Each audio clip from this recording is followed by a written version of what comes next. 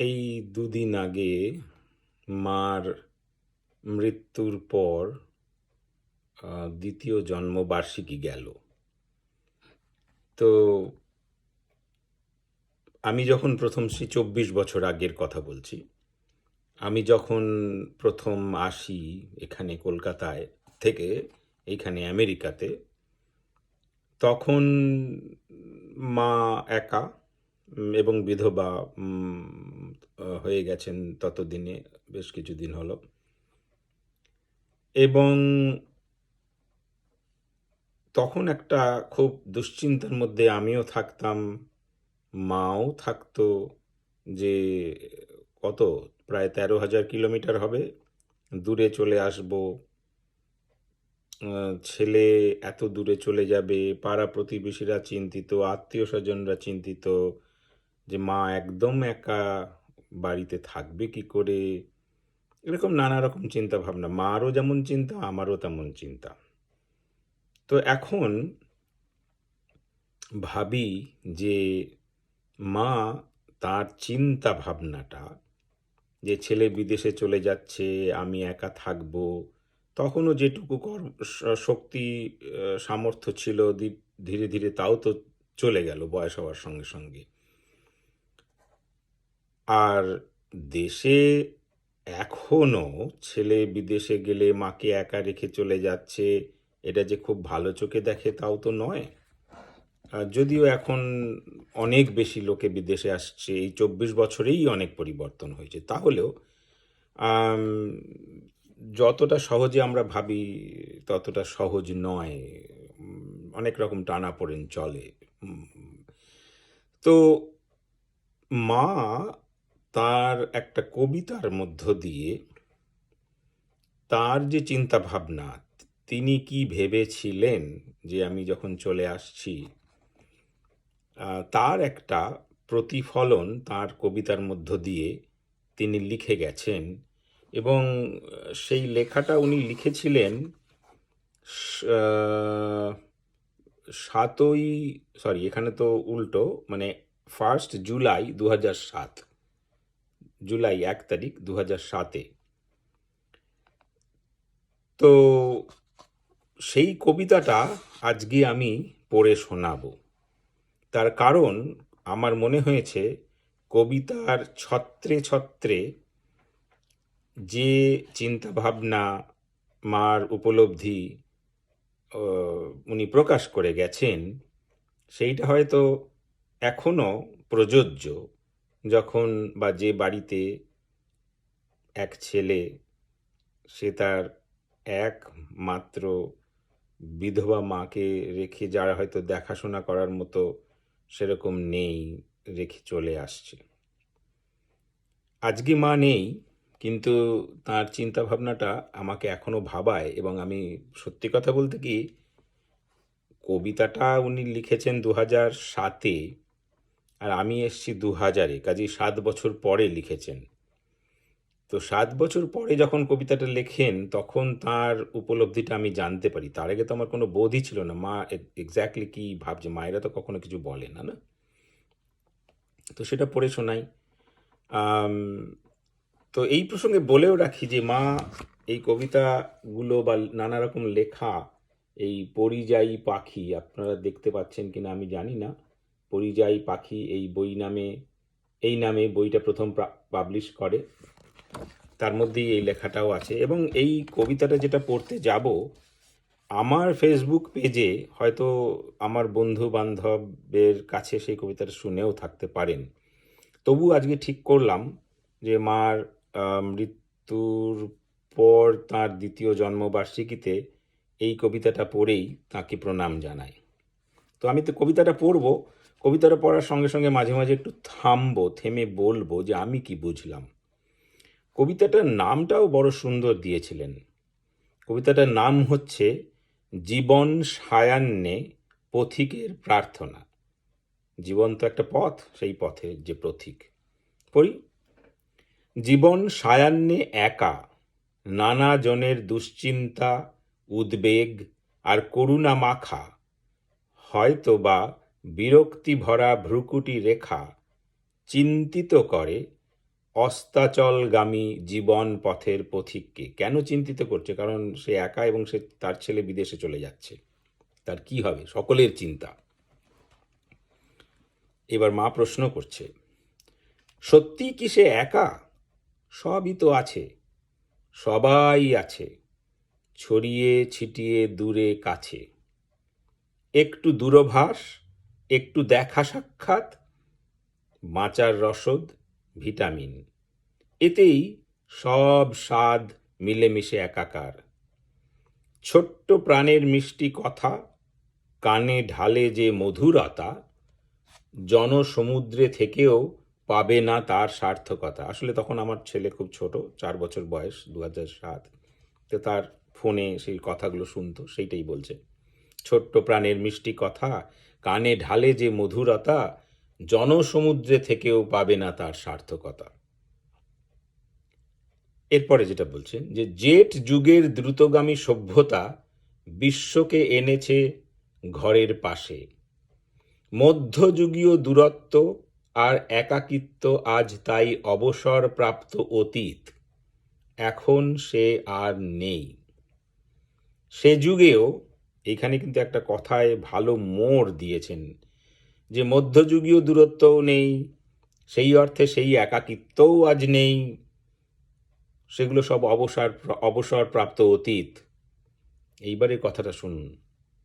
এখন নয় ছেলে দূরে চলে যাচ্ছে, তখন তো সব যৌথ পরিবার ছিল, সকলেই তো সকলের কাছে থাকতো বলেই আমরা জানি বা ভাবি।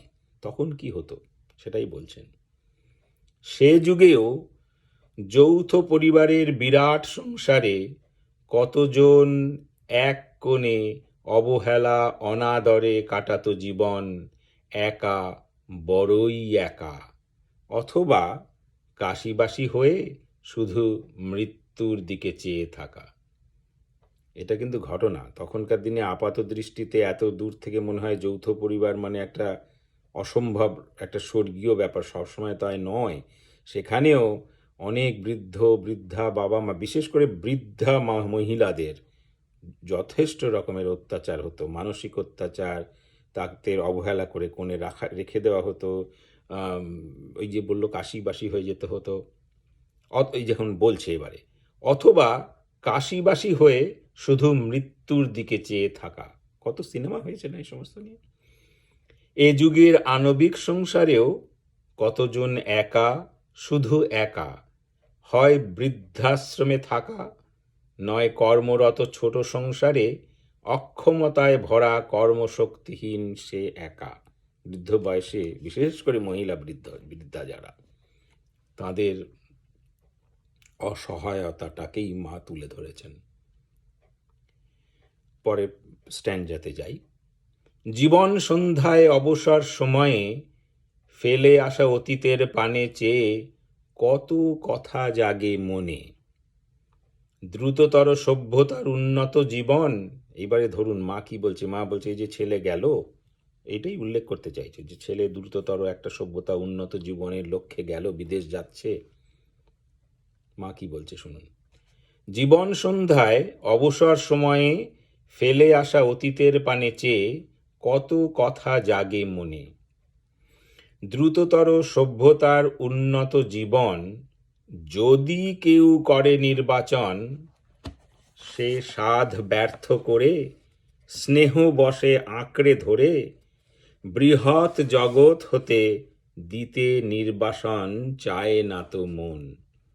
ছেলে, আমার ক্ষেত্রে ছেলে, সে ছেলেই হোক বা মেয়েই হোক, মায়ের চিন্তা হচ্ছে যে কেউ, মানে ছেলে বা মেয়ে যেই হোক, কেউ যদি দ্রুততর সভ্যতার উন্নত জীবন নির্বাচন করে দূরে যেতে চায়, আরও উন্নততর জীবন বা সার্থকতার দিকে এগোতে চায়, সে সাধ ব্যর্থ করে, সেটাকে চূর্ণ বিচূর্ণ করে শুধু স্নেহ বশে আঁকড়ে ধরে বৃহৎ জগৎ হতে দিতে নির্বাসন চায় না তো মন। আমি জানি যে আমি একা থাকবো, আমার এই মুহূর্তে কেউ নেই, কিন্তু আমার ছেলে, আমার ক্ষেত্রে আমার ছেলে, অন্য মায়েদের ক্ষেত্রে মার ক্ষেত্রে ছেলে হতে পারে, মেয়ে হতে পারে, বৃহৎ জগৎ হতে দিতে নির্বাসন, মা বলছে এটাকে নির্বাসন দেওয়া হয়ে যাচ্ছে, যেতে দিলাম না, সেটা তার চাইছে না মন। এবারে শুনুন, বাধা দিয়ে রাখলে বেঁধে চূর্ণ করে তার সব স্বাদ পরবর্তী প্রজন্মের কাছে হতো নাকি সেটা অপরাধ? মা নিজেকেই নিজে প্রশ্ন করছে যে আমি যদি বেঁধে রাখতাম, আমি যদি বাধা দিতাম, আমার ক্ষেত্রে আমার ছেলের, অন্য মায়ের ক্ষেত্রে তার ছেলে বা মেয়ের চূর্ণ করে তার সব স্বাদ যদি বলতাম না, যেতে পারবে না, তুমি আমার কাছেই থেকে যাও, তাহলে পরবর্তী প্রজন্মের কাছে হতো নাকি সেটা অপরাধ? সেটাই তার বিবেক জিজ্ঞেস করছে তাকে। অনেক ভাবনা চিন্তা, ভবিষ্যতের অজানা আশঙ্কা যেগুলো সাধারণত থাকে, পারেনি কো মুছে দিতে পরবর্তী প্রজন্মের উজ্জ্বল ভবিষ্যৎ, সম্ভাবনাময় অগ্রগতির পথ। এইভাবেই তো মানে বাবা মায়েরা, আমার ক্ষেত্রে মা তখন বেঁচে ছিলেন, তাই লিখছেন যে যদি যেতে না দিতাম তাহলে আমি হয়তো অপরাধী হয়ে থাকতাম পরবর্তী প্রজন্মের কাছে। এইবারে যে আধুনিক যুগের বা ছেলে দূরে থাকলেও কি ভাবে, যেহেতু বিশ্বটা ছোট হয়ে গেছে, তার কি অনুভূতি বা উপলব্ধি হচ্ছে সেটা উনি বলছেন। দূর কি শুধুই দূরে থাকে? এই দ্রুতগামী যুগে ভালোবাসা কাছে আনে তাকে। মনের গভীরে অন্তরের টানে নিত্য যার যাওয়া আসা, মনের গভীরে অন্তরের টানে নিত্য যার যাওয়া আসা, তারই নাম ভালোবাসা। ঠিক আছে, এইবারে পরের লাইনটা শুনুন।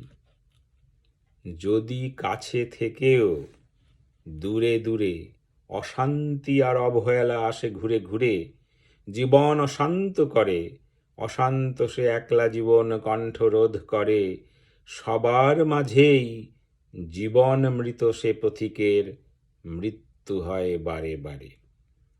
কত জায়গায় হয় না, কত পরিবারে হয় না, ছেলে আছে, মেয়ে আছে, কাছে আছে, কিন্তু বাবা মাকে দেখে না, প্রতিদিন অশান্তি। সে বৃদ্ধা মায়ের, বিশেষ করে বয়সকালে অসহায় বৃদ্ধা মায়ের ক্ষেত্রে তো হয়, এটা তো ঘটনা বাস্তবিক।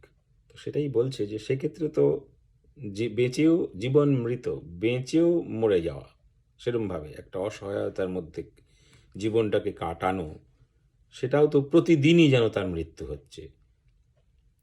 যদি কাছে থেকেও দূরে দূরে অশান্তি আর অবহেলা আসে ঘুরে ঘুরে, জীবন অশান্ত করে, অশান্ত সে একলা জীবন কণ্ঠরোধ করে, সবার মাঝেই জীবন মৃত পথিকের, মৃত্যু হয় বারে বারে। তখন তার বারে বারে মৃত্যু হচ্ছে। তাহলে উপায়টা কি? তাই যুগের সঙ্গে তাল মিলিয়ে জীবন পথে চলতে গিয়ে খোঁজ মিলেছে বৃদ্ধাশ্রমের। মানে জীবনের দাবিতে, সমাজের দাবিতে, সময়ের দাবিতে বৃদ্ধাশ্রমের মানে এসছে বৃদ্ধাশ্রম। এটাও কিন্তু ঘটনা যে আজকে হয়তো বৃদ্ধাশ্রমে এসেছে অসহায়া বাবা মাদের জন্য, অতীতেও তারা কিন্তু, বিশেষ করে আবার বলছি, বৃদ্ধা মায়েরা, বিশেষ করে বিধবা বৃদ্ধা মায়েরা, তারা কিন্তু যথেষ্ট অসহায়তার মধ্যে বারে বারেই পড়তেন। তখন সেই বৃদ্ধাশ্রম ছিল কাশিতে চলে যেতেন। কাজেই বৃদ্ধাশ্রম যে কনসেপ্টটা, সেটা হয়তো ব্যবসা বাণিজ্যের দিক থেকে এখন একটু অন্যরকমভাবে এসছে, কিন্তু বহু মহিলা, আবার বলছি বিশেষ করে বৃদ্ধা মা বা এই ধরনের বৃদ্ধা মহিলা, তাদের এই পরিণতি হতো। এটা খুব একটা যে আনকমন তা নয়। যাই হোক, আবার পড়ি। তাই যুগের সাথে তাল মিলিয়ে জীবন পথে চলতে গিয়ে খোঁজ মিলেছে বৃদ্ধাশ্রমের। এখানে বলছেন সেটা ভালো না খারাপ সেটা ব্যাপার না। বৃদ্ধাশ্রমে যাওয়াটা কি ভালো, বৃদ্ধাশ্রমে যাওয়াটা কি খারাপ, বা বৃদ্ধাশ্রমে পাঠিয়ে দেওয়াটা কি ভালো, বৃদ্ধাশ্রমে পাঠিয়ে দেওয়াটা কি খারাপ, এইগুলো নিয়ে উনি একটা প্রশ্ন তুলেছেন। জীবন পথে চলতে গিয়ে খোঁজ মিলেছে বৃদ্ধাশ্রমের। ভালো মন্দ প্রশ্ন তো নয়, ভালো মন্দ নিয়েই জীবন হয়। তবে কালের নিয়মে আসা বার্ধক্যের স্থবিরতা, পঙ্গুত্ব, অসহায়তা অন্যের জীবনে যেন না আনে কষ্ট, না আনে তিক্ততা। মার দিক থেকে মনে হচ্ছে যে সত্যি তো, আমার যে পঙ্গুতা আসবে, পঙ্গুত্ব আসবে, যে স্থবিরতা আসবে, অসহায়তা আসবে, সেইগুলো অনেক সময় কঠিন সত্য। আমরা মুখে যতই ভালোবাসা বলি, কঠিন সত্য যে সেই স্থবিরতা, সেই পঙ্গুতা, সেই অসহায়তাটাকে টানার মতো শক্তি, সামর্থ্য, বিশেষ করে যে সময় আজকালকার ছেলেমেয়েরা বাড়ির থেকে অনেক দূরে চাকরি বাকরি করেন, তাদের পক্ষে কি সত্যি টানা সম্ভব? এটাই প্রশ্নটা তুলছেন। মতের ডিফারেন্স থাকতে পারে, সেটা নয়। উনি কি বলছেন? তার মনে হচ্ছে তার থেকে বৃদ্ধাশ্রমে থাকাই ভালো। তবে কালের নিয়মে আসা বার্ধক্যের স্থবিরতা, পঙ্গুত্ব, অসহায়তা অন্যের জীবনে যেন না আনে কষ্ট, না আনে তিক্ততা, তাই তো বৃদ্ধাশ্রমের প্রয়োজনীয়তা। সেই জন্যই বৃদ্ধাশ্রমের দরকার। 50 ঊর্ধ্বে বনং ব্রজেত, এটা একটা আমাদের সংস্কৃতের একটা বাণী আছে।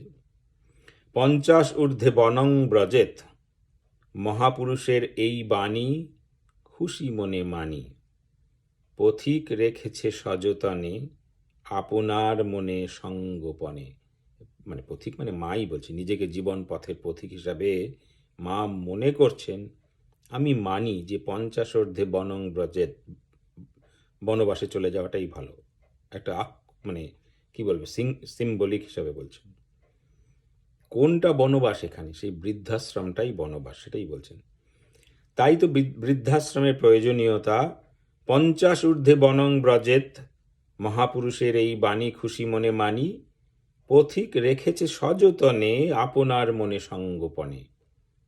এবারে উনি বলছেন, প্রয়োজন হলে চলে যাবে হৃষ্ট মনে, সব ফেলে বৃদ্ধাশ্রমের নবনিকেতনে। জীবন সায়ান্নে পথিকের মনে জাগে এক তৃষা, নিজে ভালো থেকে সব ভালো রেখে পঞ্চভূতে মেশা। তারপরেও মনে হচ্ছে যেন যদি ওপরওয়ালার করুণাতে আমার জীবনে যে স্থবিরতার কথা বলেছেন, বার্ধক্যের স্থবিরতা, পঙ্গুত্ব, অসহায়তা, যখন আর তার কিছু করার নেই, যখন তিনি ভাবছেন যে আমি অন্যের, ইভেন ছেলের কাছেও বোঝা হয়ে যেতে পারি, বা আত্মীয় স্বজনের কাছে বোঝা হয়ে যেতে পারি, সেই রকম যেন সময় না আসে। উনি ভাবছেন যে একটাই আমার কাছে প্রার্থনা, জীবন সায়ান্নে পথিকের মনে জাগে এক তৃষা, নিজে ভালো থেকে সব ভালো রেখে পঞ্চভূতে মেশা। ওই অবস্থা আসার আগেই যেন আমিও ভালো থাকতে পারি, সুস্থ থাকতে পারি, আর সকলকে ভালো দেখে যেতে পারি, সকলকে ভালো রেখে যেতে পারি, এবং পঞ্চভূতে মিশে যেতে পারি। এ বাসনা যেন সার্থক হয়, হে মঙ্গলময়। এখন এইটা উনি লিখেছিলেন 2007 সালে। মনে রাখবেন, আমি 2000 সালে এসেছি।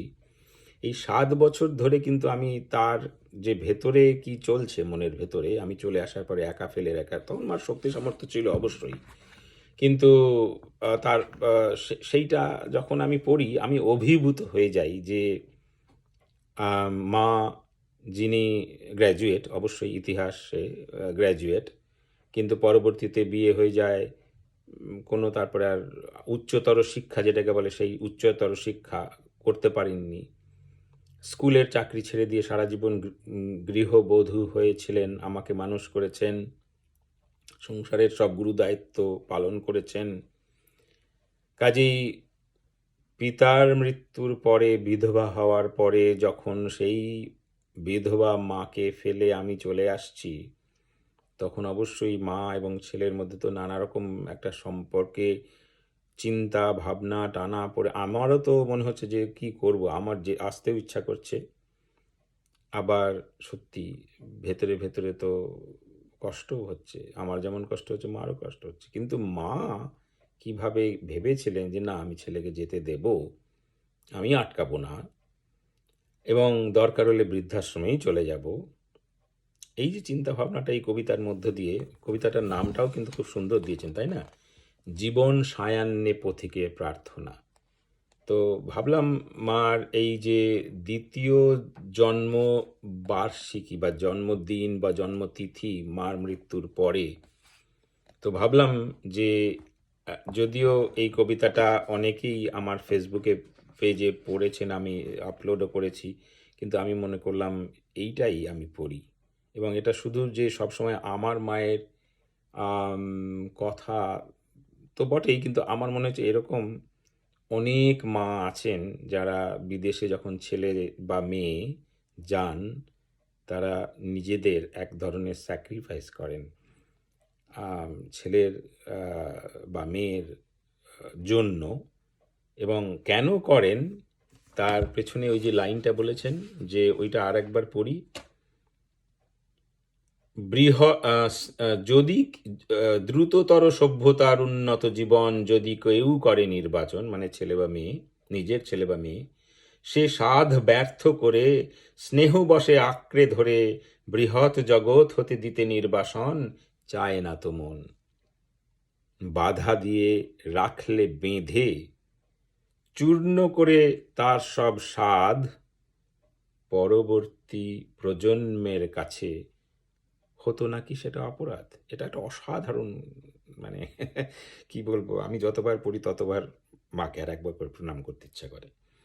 তো যাই হোক, আমি সেটা ভাবলাম মাকে আজকেই মার দ্বিতীয় জন্মদিন, মৃত্যুর পরে দ্বিতীয় দ্বিতীয় জন্মতিথিতে এইটা পড়েই মাকে প্রণাম জানাই। আর জানিয়ে রাখি যে এই যে এই বইটা পরিযায়ী পাখি, এই পরিযায়ী পাখি মা লিখেছিলেন, এবং এই বইটা প্রকাশ হয়েছিল কত সালে, সেটাও 2012 সালে প্রকাশ হয়েছিল। শুধু তাই নয়, এরপরেও মা আরেকটা বই লিখেছিলেন, এটার নাম হচ্ছে নীরের মায়া। এই যে দুটো নাম, পরিযায়ী পাখি আর নীরের মায়া, এই দুটো নামেরও একটা মাহাত্ম্য আছে। পরিযায়ী পাখি মানে যখন মার শক্তি সামর্থ্য ছিল তখন আসতো যেত, কাজে ওই পরিযায়ী পাখির মতো। সেই জন্য সেই জীবনের যে অংশটুকু বা অভিজ্ঞতা নিয়ে যেগুলো লিখেছেন সেগুলোর বইয়ের নাম হয়েছে পরিযায়ী পাখি।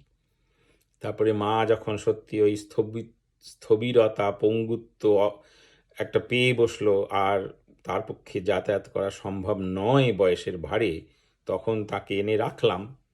রাখলে কি হবে, এই বাড়ি কি আর তার বাড়ি হয়? দেশের বাড়ি তো আর হয় না। তখন হলো নীরের মায়া। তখন উনি যা লিখলেন, যেগুলো লিখলেন, সেই দিয়ে যে বইটা বেরোলো, নীরের মায়া। যাই হোক, জানালাম, মানে মাকে, মার লেখা পড়েই একটুখানি মাকে প্রণাম জানানোর চেষ্টা করলাম। বইগুলো অ্যামাজনে পাওয়া যাচ্ছে, তো সেইটাই ভাবলাম আজকে করি এই ভিডিওটা। শুভেচ্ছা জানবেন, ভালো থাকবেন, যে যেখানে আছেন ভালো থাকবেন। পরে আবার অন্য কিছু নিয়ে কথা হবে। ভালো থাকবেন।